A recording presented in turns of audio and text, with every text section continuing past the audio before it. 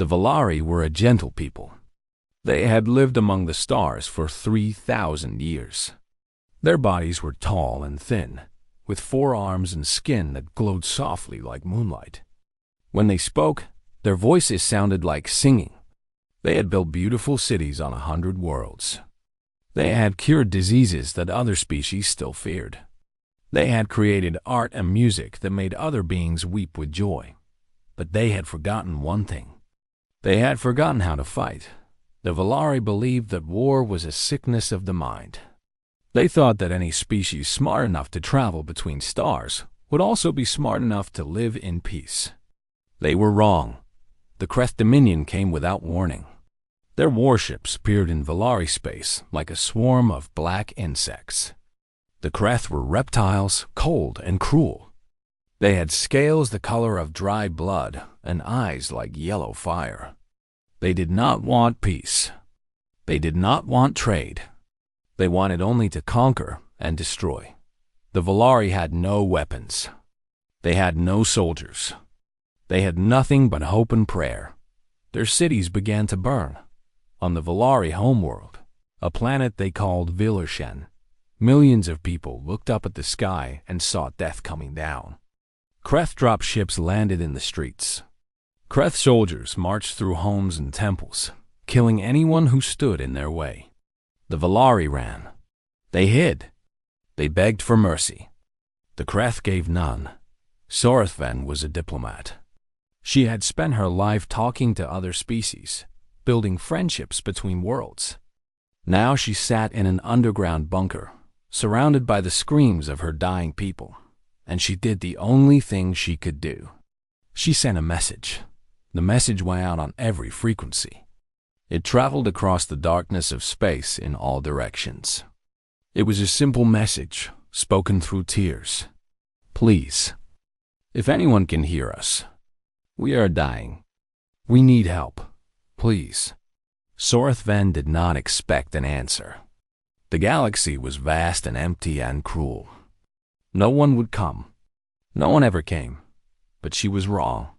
12,000 light years away, on a small blue planet called Earth, a young man named Danny Reyes sat in a listening station in the desert of New Mexico. His job was to scan the sky for signals, for any sign that humanity was not alone in the universe. It was boring work. Most nights, he heard nothing but static. This night was different. Danny almost spilled his coffee when the signal came through. At first, he thought it was a mistake, a glitch in the equipment. But then the computer began to translate the signal, and Danny felt his heart stop. It was a voice. An alien voice. And it was begging for help. Danny ran to his supervisor. His supervisor called Washington. Washington called the president. Within hours, the most powerful people on Earth were gathered in a room, listening to the desperate cries of a dying world. The Valari had watched Earth for centuries. They had seen humans fight wars against each other. They had seen the bombs and the bullets and the blood. They had decided that humans were too dangerous to contact, too violent, too primitive. Now they had no choice. SaveHFY appeared before the United Nations as a hologram. Her glowing skin was dim with exhaustion and grief. Her 4 hands trembled as she spoke. "We know what you think of us," she said. "We know you must think we are foolish. We watched your world and judged you as savages. We were arrogant.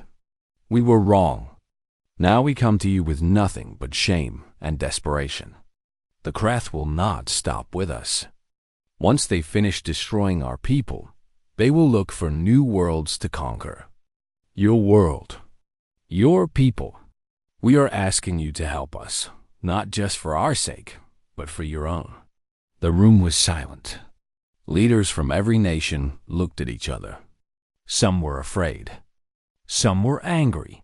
Some simply could not believe what they were seeing. Finally, a man stood up. His name was General Marcus Cole. He was 60 years old, with gray hair and a face like weathered stone. He had fought in 3 wars. He had buried friends on 4 continents. He knew what violence was. He also knew what duty was. How many of your people are still alive? He asked. Sora Tavan's voice broke. We do not know. Millions, perhaps. But they are dying every hour. General Cole nodded slowly. He turned to face the assembled leaders. Ladies and gentlemen, he said, I have spent my entire life preparing to defend my country. I never imagined I would be asked to defend another world. But I look at this woman, and I see the same fear I have seen in the eyes of refugees on Earth. I hear her voice, and I hear the same desperation I have heard from mothers protecting their children in war zones. She's not human, but her pain is human. Her fear is human. Her hope is human. He paused and took a deep breath. We have the largest military force of any known species in this galaxy. We have soldiers who have trained their whole lives for battle. We have weapons that these Kreth have never seen. The question is not whether we can help. The question is whether we will. The debate lasted 3 days.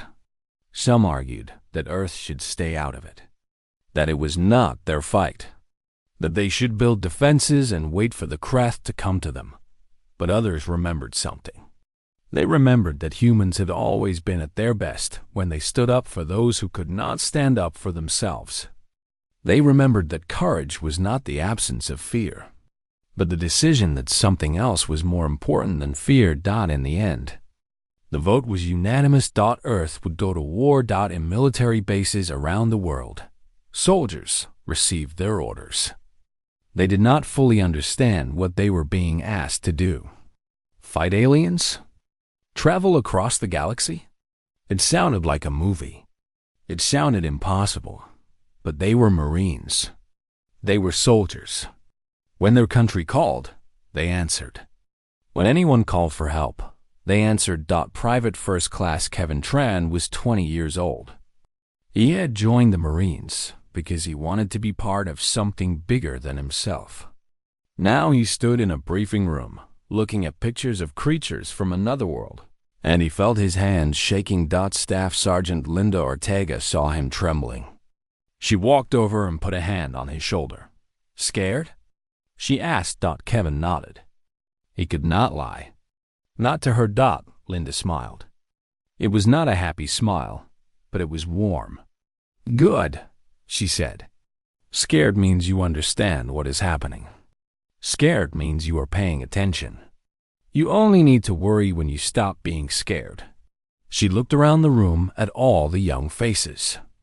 Boys and girls who had signed up to defend their country. Now they were being asked to defend a world they had never seen, for people they had never met. Listen to me, Linda said. I do not know what we will find out there. I do not know if we will come back. But I know one thing. Someone asked for help. Someone is dying, and they called out into the darkness, hoping that someone would answer. We are that answer. That is who we are. That is what we do. The room was quiet. Then, slowly, Kevin Tran straightened his back. He stopped shaking. He was still afraid, but he was also something else. He was ready. Across the world, ships were being prepared. Engineers worked day and night to install the faster-than-light drives that the Valari had provided. In 3 months, 12 vessels would be ready to make the journey. The Marines were going to war, and the galaxy would never be the same. The ships were ready. 12 vessels sat in orbit around Earth, their hulls gleaming in the sunlight. They had been warships before, built to patrol the oceans and protect the coasts. Now they carried something new. Faster-than-light engines, built from alien blueprints, humming with power that human scientists barely understood. The largest ship was called the Ironclad. It was not a beautiful name. It was not a poetic name. But it was a strong name, and that was what mattered. Staff Sergeant Linda Ortega stood on the observation deck and watched Earth grow smaller in the window. She had been born in Texas, in a small town where everyone knew everyone. She had joined the Marines at 18 because she wanted to see the world. Now she was leaving the world behind. She wondered if she would ever see it again. Around her, hundreds of Marines were doing the same thing. Some were quiet. Some were praying. Some were crying, though they tried to hide it. They were leaving behind families, friends, everything they had ever known. They were traveling to a place no human had ever been, to fight an enemy no human had ever faced. Private Kevin Tran stood next to her. His face was pale, but his eyes were steady. "Sarge," he said quietly, "do you think we can win?" Linda thought about the question. She had seen the reports. The Kreth had conquered dozens of worlds. They had armies that numbered in the millions. They had technology that made human weapons look like toys. But she had also seen something else. She had seen the fear in Sarth Ven's eyes. The Valari had watched Earth for centuries. They had been afraid of humans. Afraid of what humans could do when they decided to fight. Maybe that fear meant something. "I think," Linda said slowly, "that nobody has ever punched the Kreth in the face before. I think they have been winning for so long that they have forgotten what it feels like to lose. And I think that we are about to remind them." Kevin smiled. It was a nervous smile, but it was real. "I like that answer," he said. The jump to faster-than-light speed was strange. One moment, they were in normal space, surrounded by familiar stars. The next moment, everything outside the windows turned to streaks of light, like rain on a car windshield. The ship hummed and vibrated. Some of the Marines felt sick. Others felt nothing at all. The journey would take 11 days. Captain Rosa Mendez used that time well. She was 42 years old, a veteran of many battles, a woman who had earned her rank through blood and sweat and sacrifice. Now she was in command of the Marine Expeditionary Unit, and she had 11 days to prepare them for something no human had ever done. Every day, she held briefings. She showed them pictures of the Kreth. She explained their weapons, their tactics, their weaknesses. She showed them maps of Valari cities, taught them how to move through alien streets, how to tell friend from enemy. "The Valari are tall and thin," she said, pointing at the screen. "Their skin glows. They have 4 arms. If you see someone like that, do not shoot. They are civilians. They are the people we are here to save." She changed the image. Now the screen showed a Kreth warrior. It was a terrifying thing, covered in red scales, with teeth like knives and claws that could tear through metal. "This is the enemy. They are bigger than us, stronger than us, but they have never fought humans before. They use energy weapons, shields that can block lasers and plasma. But our weapons are different. We use metal. We use explosives. We use things that their shields were not designed to stop." She looked around the room at the young faces watching her. "The Kreth think they are the most dangerous thing in the galaxy. We are going to show them that they are wrong." On the 5th day of the journey, Linda found herself in the ship's small chapel. It was a simple room, with benches and a few religious symbols from different faiths. She was not a very religious person, but she wanted a quiet place to think. She was surprised to find Corporal Hector Ruiz there. He was a big man, strong and quiet, with hands that could crush stone. He was sitting with his head bowed, his lips moving silently. Linda sat down next to him. She did not say anything. She just waited. After a few minutes, Hector looked up. His eyes were wet. "I keep thinking about my daughter," he said. "She is 3 years old. She does not understand where I am going. She just knows that Daddy is far away." Linda nodded. She understood. Many of them had families back home. Children who were too young to understand. Parents who were too old to stop worrying. "Why did you come?" she asked. Hector was quiet for a long moment. Then he spoke. "Because if the Kreth win here, they will not stop. They will keep conquering, keep killing, Someday, they will come to Earth. They will come for my daughter. I would rather fight them here, far from home, than wait for them to come to her." Linda put a hand on his shoulder. "That is a good reason," she said. On the 11th day, the ironclad dropped out of faster-than-light speed. The Marines rushed to the windows, eager for their first look at an alien world. What they saw broke their hearts. Vilushen was burning. From orbit, they could see the fires, spreading across continents like orange veins. Smoke covered entire cities. Kreth warships circled the planet like vultures, dropping bombs and troops with mechanical precision. The communications officer reported incoming transmissions.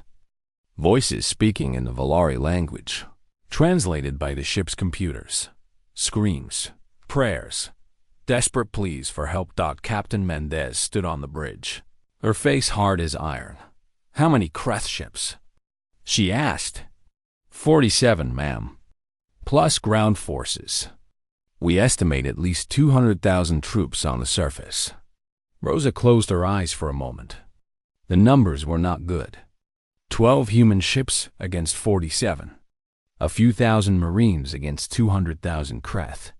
Any reasonable person would say it was impossible, but Rosa Mendez had not gotten where she was by being reasonable. She opened her eyes and activated the ship-wide intercom. Her voice echoed through every corridor, every room, every corner of the vessel. "All hands, this is Captain Mendez. Below us is a world in flames. Below us are millions of people who are dying because they asked for help and no one answered. Until today. We are Marines. We do not run from a fight. We do not leave anyone behind. Today, we are going to show the galaxy what humanity is made of." She paused. When she spoke again, her voice was quieter, but no less fierce. "Prepare for orbital drop. We are going in hot. May God be with us all." Throughout the ship, Marines began to move. They checked their weapons, sealed their armor, said their last prayers.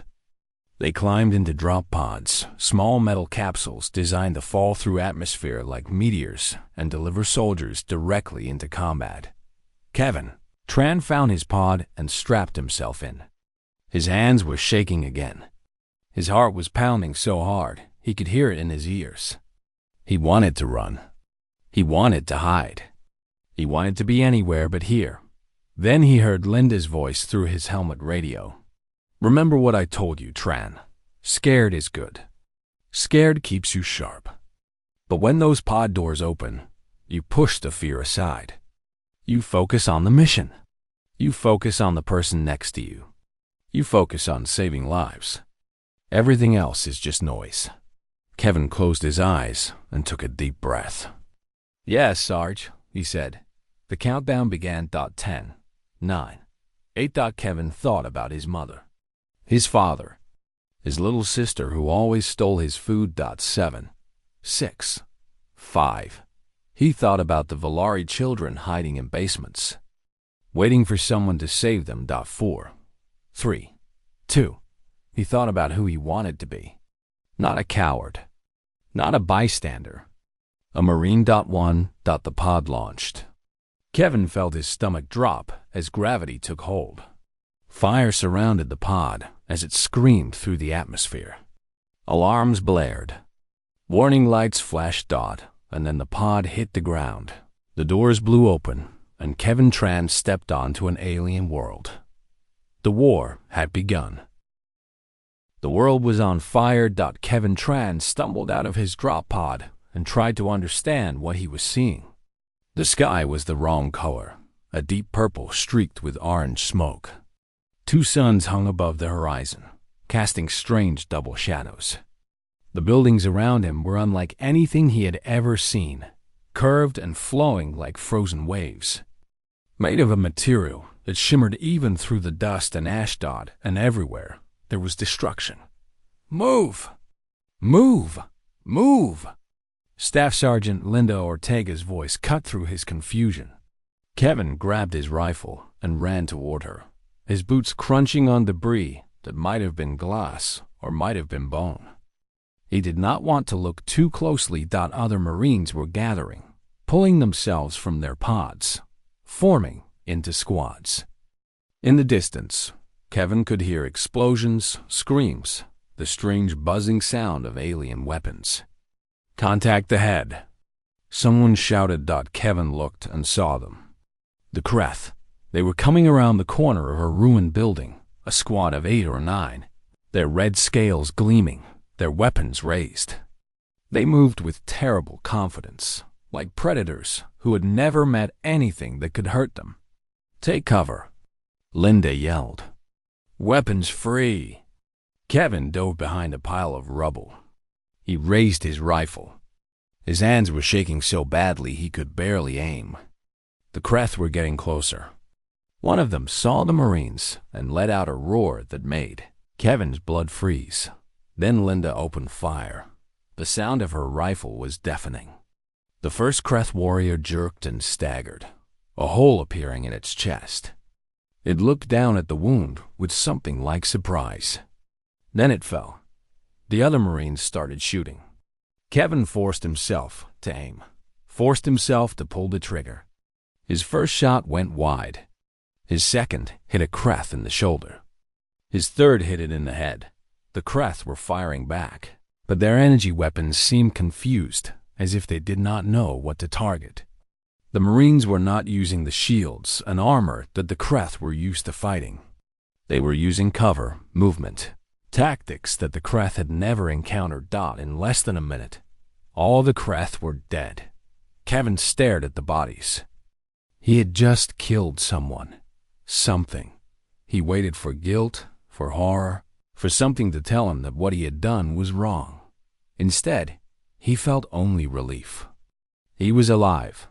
His squad was alive. And the monsters who had been burning this world were a little bit fewer. "Good shooting," Linda said, appearing beside him. Her face was calm, professional.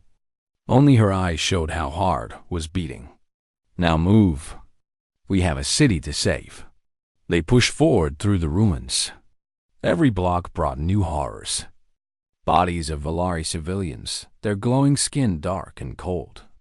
Buildings collapsed into piles of rubble. Fires that burned without end. The Kreth had been thorough in their destruction, but there were survivors. Corporal Hector Ruiz was the first to find them. He kicked open a door, expecting enemies, and instead found a room full of Valari huddled together. Adults, children, elderly. They screamed when they saw him, pressing themselves against the walls, certain that death had finally come. Hector lowered his weapon immediately. He held up his hands, showing them empty.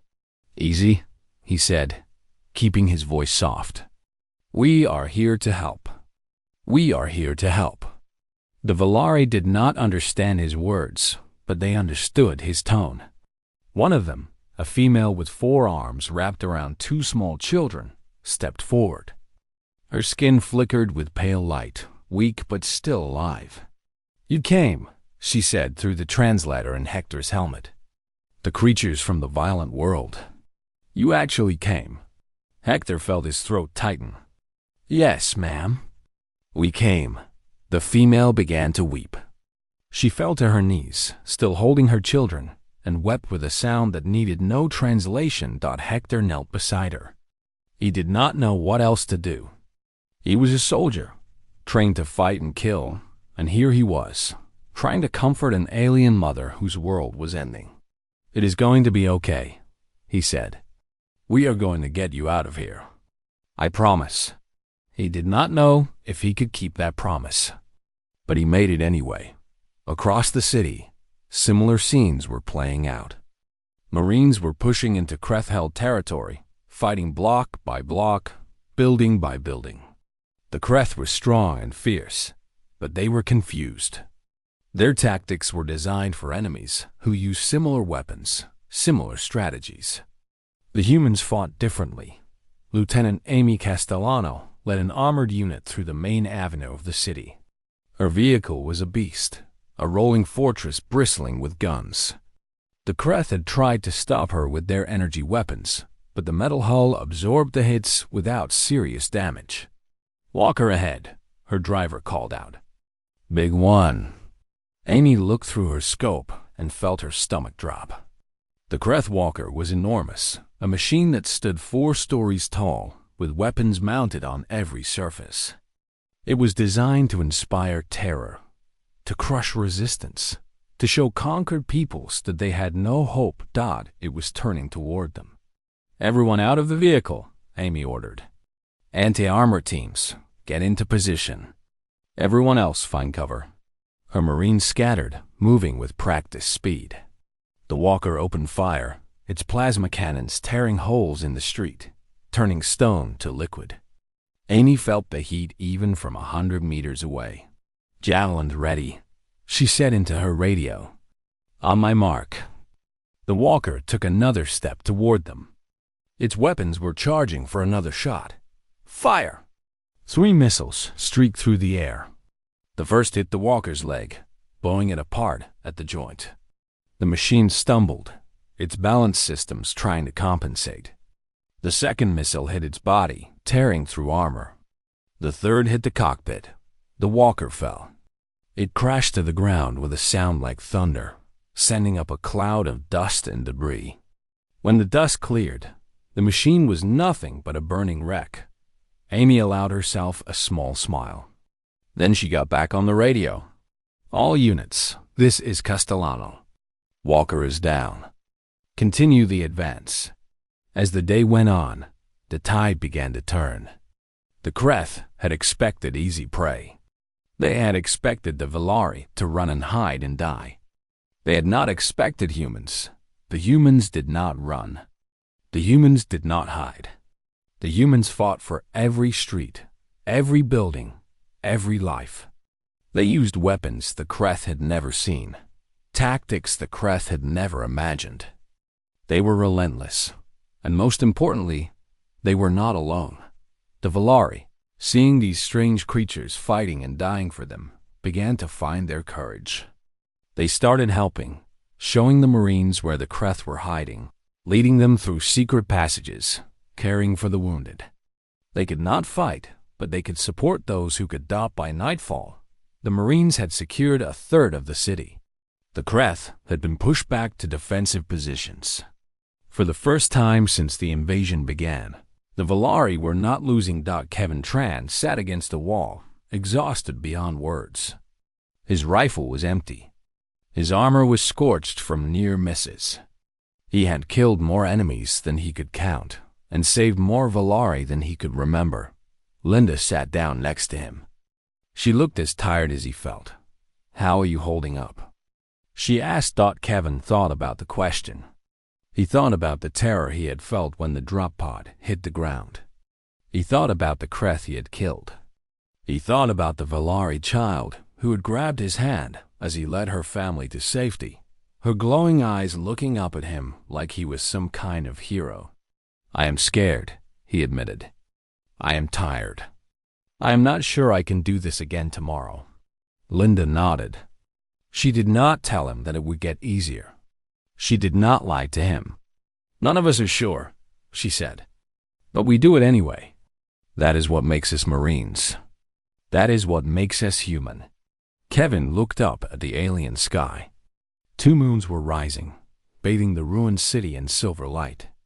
Somewhere in the distance, he could hear the sound of gunfire, the war continuing even in the darkness.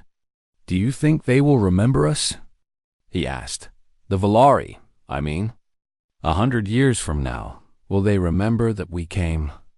Linda smiled. It was a tired smile, but genuine. "I think," she said, "they will never forget."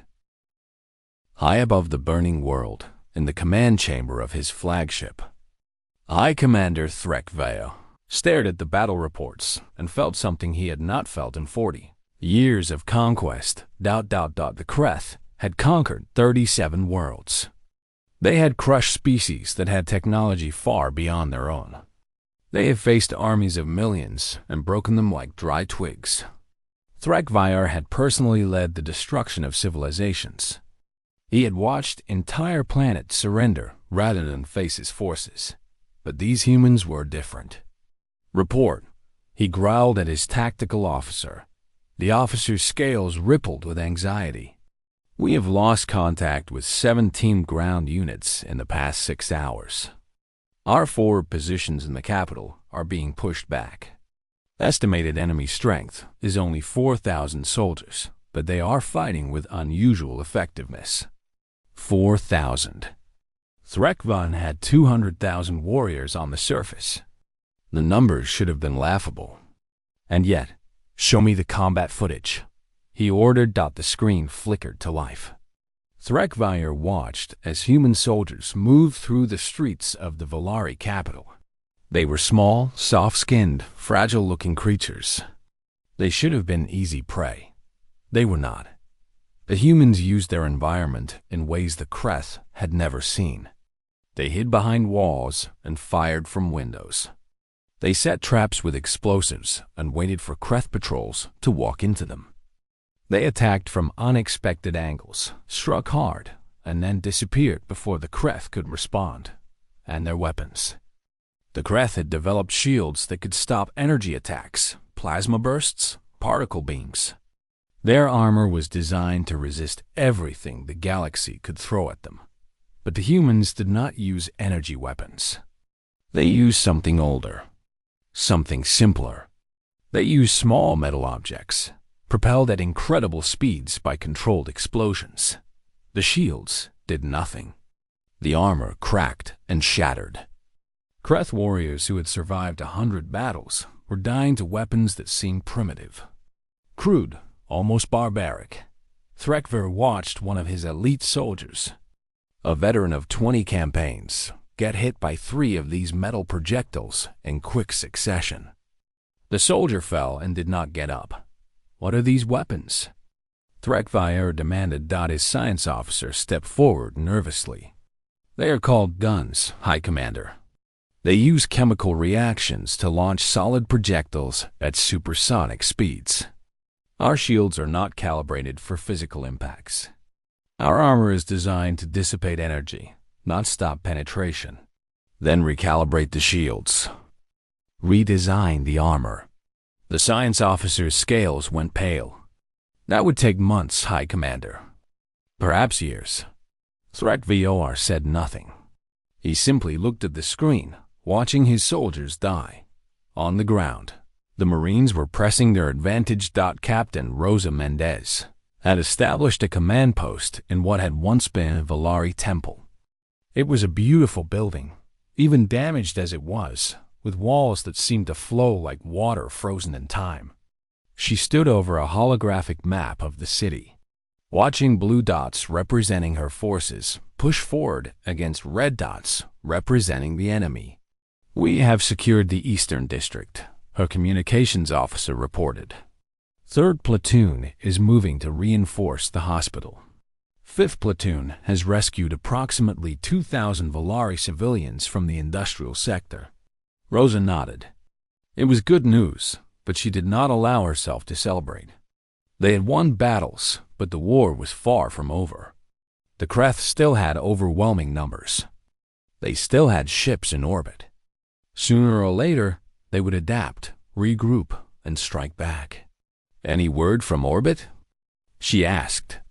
"The Ironclad and our other ships are engaging the Kreth fleet. Admiral Santos reports heavy fighting, but says they are holding their own." Rosa looked up at the ceiling, as if she could see through it to the space battle happening above. Admiral Patricia Santos was a tough woman, one of the best naval commanders Earth had ever produced. If anyone could hold off the Kreth fleet, it was her, but even tough people had limits. "Tell Santos to hold as long as she can," Rosa said. "We need time. Every hour we fight here is another hour for reinforcements to arrive from Earth." The officer hesitated. "Ma'am, reinforcements are 6 weeks away at fastest speed." Rosa smiled grimly. "Then I guess we need to hold for 6 weeks." On the front lines, Staff Sergeant Linda Ortega led her squad through a district that had been completely leveled. Nothing stood more than waist high. The ground was covered in ash and debris.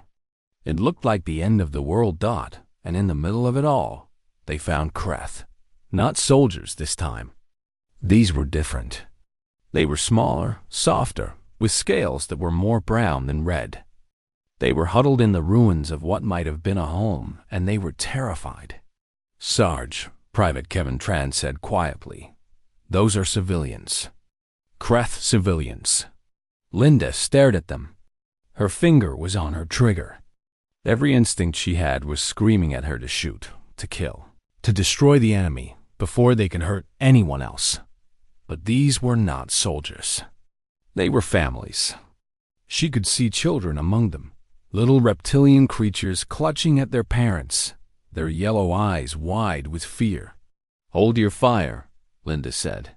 "Sarge?" Kevin sounded confused. "I said hold your fire." Linda lowered her weapon and stepped forward slowly. The Kreth flinched away from her, expecting death. She stopped a few meters away and knelt down, trying to make herself look smaller, less threatening. "We are not going to hurt you," she said, knowing they probably could not understand her. "We are not here to kill civilians. We are here to fight soldiers. Do you understand?" One of the adult Kreth, a female perhaps, stepped forward. Her voice was rough, harsh, but the translator in Linda's helmet picked it up. "You are the humans, the ones from the distant world. We were told you were monsters, savages who kill without reason." Linda almost laughed. "Your soldiers invaded these people's home. Your soldiers burned their cities and murdered their children. And we are the savages?" The female Kreth lowered her eyes. "We are not soldiers. We came here because we were told there would be land, homes, a new life.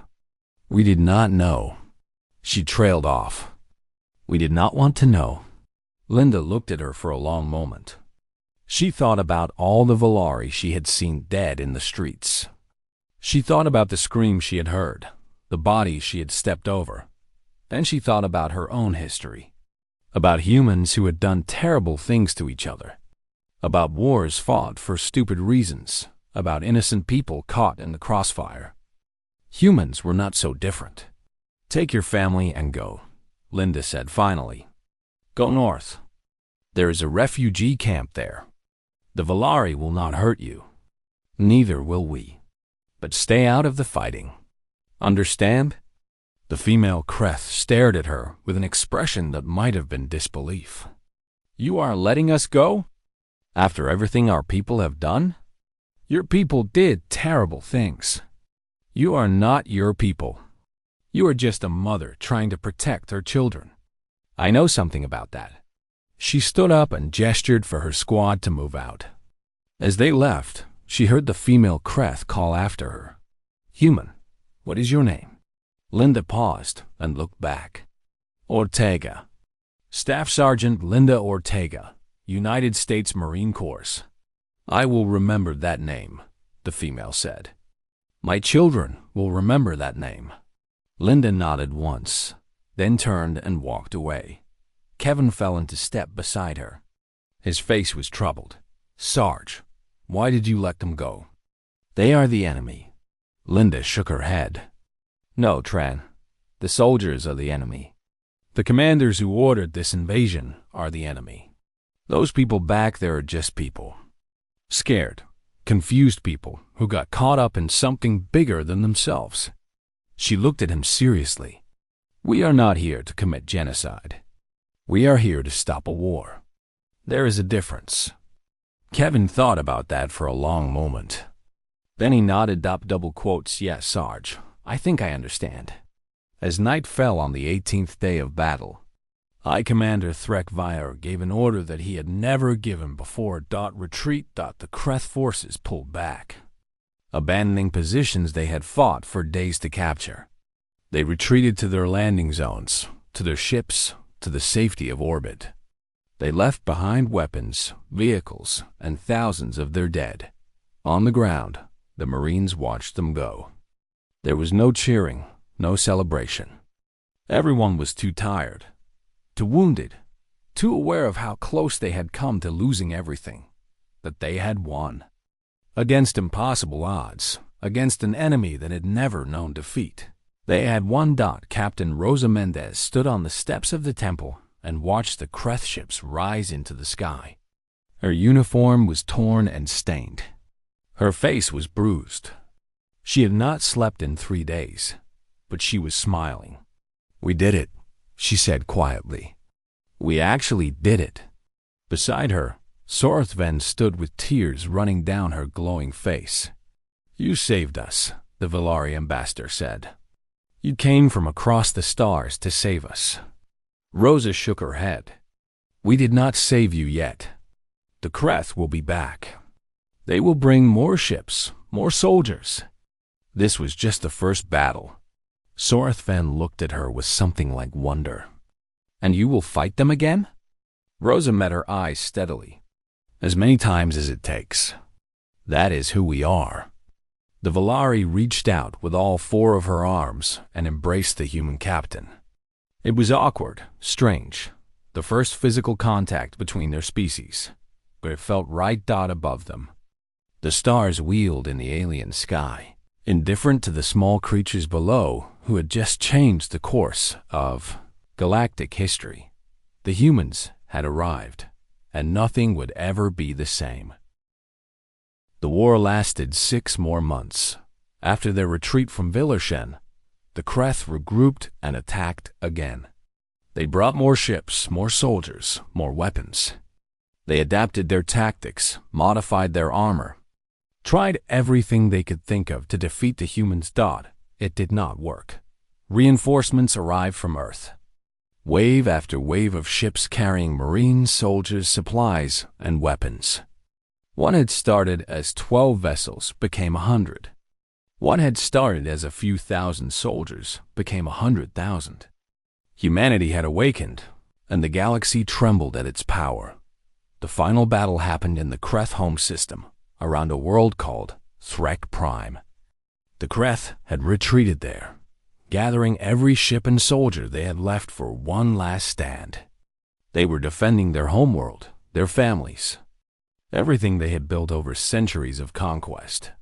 General Marcus Cole stood on the bridge of the flagship Victory, watching the Kreth fleet assemble before him. There were hundreds of ships arranged in defensive formations around their planet. It was an impressive sight. "Sir," his tactical officer said, "enemy forces are charging weapons. They are preparing to fight to the last." Marcus nodded slowly. He had expected nothing less. The Kreth were warriors, whatever else they were. They would not surrender easily, but he had no intention of destroying them. "Open a channel," he ordered. "All frequencies. I want every Kreth to hear this." The communications officer worked quickly. "Channel open, sir." Marcus stepped forward and began to speak. His voice was carried across space, translated into the Kreth language, broadcast to every ship and station and planet in their domain. "People of the Kreth Dominion, this is General Marcus Cole of the United Earth Forces. Your fleet is surrounded. Your armies have been defeated. Your war is over." He paused, letting the words sink in. "I know what you are thinking. You are thinking that we have come to destroy you, as you destroyed so many others. You are thinking that we will burn your worlds, kill your people, take revenge for all the suffering you have caused." He shook his head, even though they could not see him. "You are wrong. We did not come here for revenge.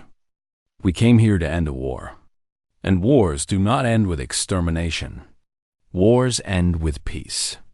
On the Kreth flagship, High Commander Threkvire listened to the humans' words with growing confusion. This was not how victors behaved. This was not how the strong treated the weak. "He is lying," one of his officers said. "It must be a trap." Threkvire was not so sure. He thought about the reports he had received from Villershen.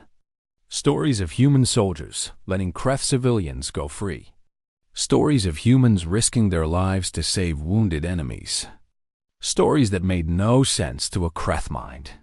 "Perhaps," he said slowly, They are simply not like us. General Cole continued his broadcast. We offer you a choice. You can fight to the last, and we will defeat you. Many of us will die, but more of you will die, and in the end, you will lose everything. Or you can accept peace. Surrender your weapons, withdraw your forces from the worlds you have conquered, and we will let you rebuild. We will let you live. His voice hardened slightly. But understand this. If you ever threaten another peaceful world, if you ever attack another species that cannot defend itself, we will come back. And the next time, we will not be so kind. The channel closed. The fleet waited on the bridge of his ship. Threkvor sat in silence for a long time. His officers watched him, waiting for orders. Attack or surrender. Fight or peace. Everything depended on what he decided. Finally, he spoke. Signal the fleet to stand down. We accept the human terms. His officers stared at him in shock, but none of them argued. They had seen enough death. They had lost enough friends. The war had to end, and so it did. The surrender ceremonies took place on Villarshan, in the ruins of the Great Temple, where Captain Rosa Mendez had made her stand. Delegations from Earth, the Valari Confederacy, and the Kreth Dominion gathered to sign the treaty that would have end hostilities. Threkvor walked through the streets of the city his forces had tried to destroy. Everywhere he looked, he saw reconstruction. Valari and humans working side by side to rebuild what had been lost. Children playing in parks that had been battlefields.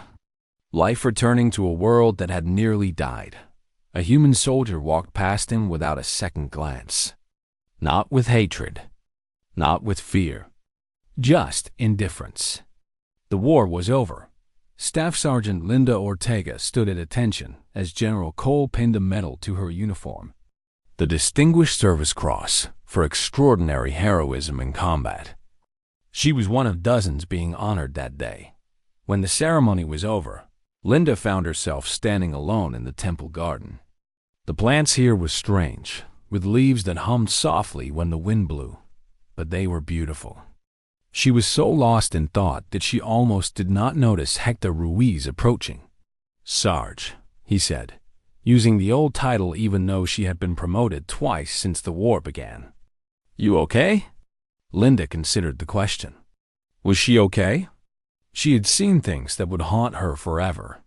She had done things that she would never fully come to terms with. She had lost friends, people she had loved like family, who would never go home, but she had also saved lives. She had protected people who could not protect themselves. She had stood up when the galaxy needed someone to stand up. Yeah, she said finally. I think I am okay. Hector nodded. He understood. They all understood. Private Kevin Tran, no longer a private but a corporal now, walked through a Valari neighborhood that had once been a war zone. The buildings had been rebuilt, more beautiful than before, with designs that somehow blended Valari and human architecture. It was strange and wonderful. A Valari child ran up to him, her skin glowing bright with joy. She held up a piece of paper with a drawing on it. The drawing showed a tall figure in armor, with a rifle in its hands, standing between a group of small figures and a crowd of red monsters. You, the child said proudly. Marine. Kevin smiled and knelt down to her level. His translator turned his words into the singing language of the Valari. That is a beautiful drawing, he said. But you know what? The real hero is you. You survived. You are rebuilding your world. That takes more courage than carrying a gun. The child tilted her head, not fully understanding. But she smiled anyway and ran off to show her drawing to someone else. Kevin watched her go and felt something warm in his chest. This was why they had come. This was why they had fought. Not for glory or conquest. For this. For children who could play without fear. For worlds that could rebuild in peace.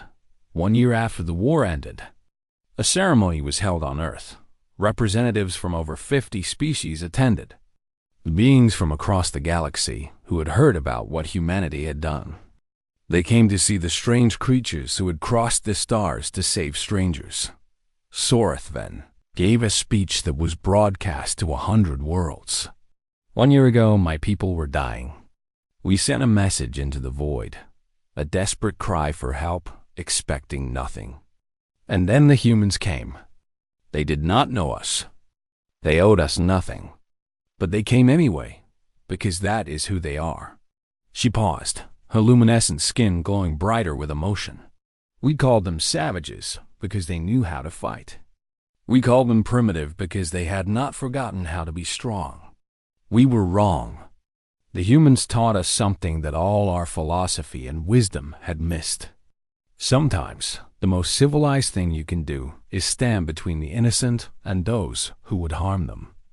Sometimes, peace must be defended with courage and sacrifice. She looked out at the crowd of beings from dozens of worlds. The galaxy is watching. The galaxy is wondering what will happen next. Will humanity use their strength to conquer, as others have? Or will they be something new? Something the galaxy has never seen? She smiled, her voice ringing with hope. I believe they will be protectors. I believe they will be the ones who answer when others cry for help. I believe that the universe has gained something precious. A species that fights not for power or territory, but for something simpler and more important. For the idea that no one should have to face darkness alone. General Marcus Cole sat in the audience, listening to her words. His uniform was covered in medals he had never wanted. His hair was grayer than it had been a year ago. He had given orders that had cost lives, made decisions that would weigh on him forever. But when he looked at SaveHFY, when he saw the hope in her alien eyes, he felt something ease in his chest, thought this was what it was for. All the pain, all the loss, all the sacrifice. It was for this moment. For the knowledge that when the universe needed help, humanity had answered Dot, and they would answer again. As many times as it took.